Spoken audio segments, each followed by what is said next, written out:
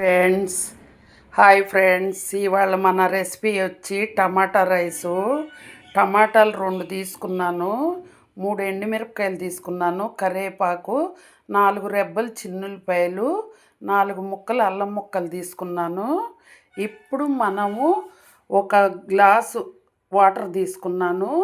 ఆ వాటర్లో మనం ఇవన్నీ వేసేసుకుందాం. చూడండి, వేసేస్తున్నాను. అన్నీ వేసేసాను. ఇప్పుడు మనం మూత పెట్టుకొని అవి బాయిల్ చేసుకుందాం.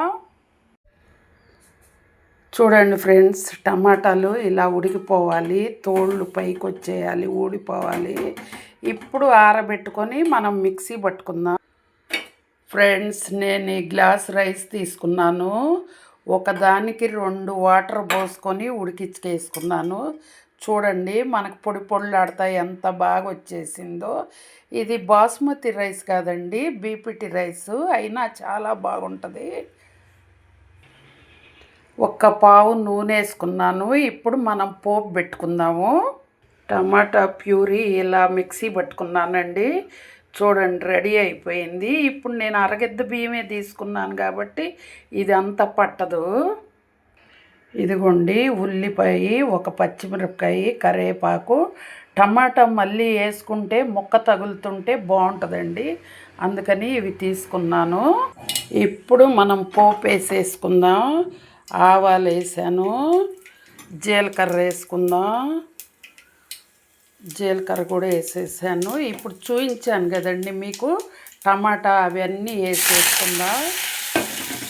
చూడండి, ఇవి బాగా డీప్ ఫ్రై అవ్వాలి కొంచెం. ఇప్పుడు కొంచెం పసుపు వేసుకుందామండి. పసుపు కలర్ కోసం, రైస్ బాగా కలర్ రావటానికి. ఇది కొంచెం వేగిన తర్వాత ఉల్లిపాయ, పచ్చిమిరపకాయ ఉడికిపోయిందండి. మనకు కావలసినంత టమాటా ప్యూరీ పోసుకుందాం. ఇది సరిపోద్దండి, అంతా పట్టదు మనకి. ఇప్పుడు తగినంత సాల్ట్ వేసుకుందాం. దీనికి తగినంత, రైస్కు తగినంత సాల్ట్ వేసుకోవాలండి.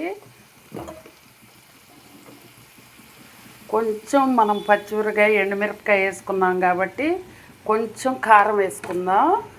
కొంచెం ధనియా పౌడర్ వేసుకుందాం. ధనియా పౌడర్ మంచి ఫ్లేవర్ అండి దీనికి.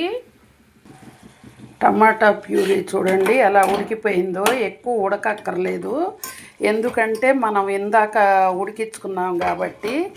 రైస్ చక్కగా వచ్చిందండి. ఈ మోతాదులో రైస్ ఉండాలి, మెత్తగా అయితే కనుక బాగోదు. ఇప్పుడు చూడండి ఫ్రెండ్స్, టమాటా రైస్ రెడీ అయిపోయింది. చూడండి, పర్ఫెక్ట్గా వచ్చేసింది. ప్లీజ్ ఫ్రెండ్స్, లైక్ చేయండి, షేర్ చేయండి, సబ్స్క్రైబ్ చేయండి. Okay friends.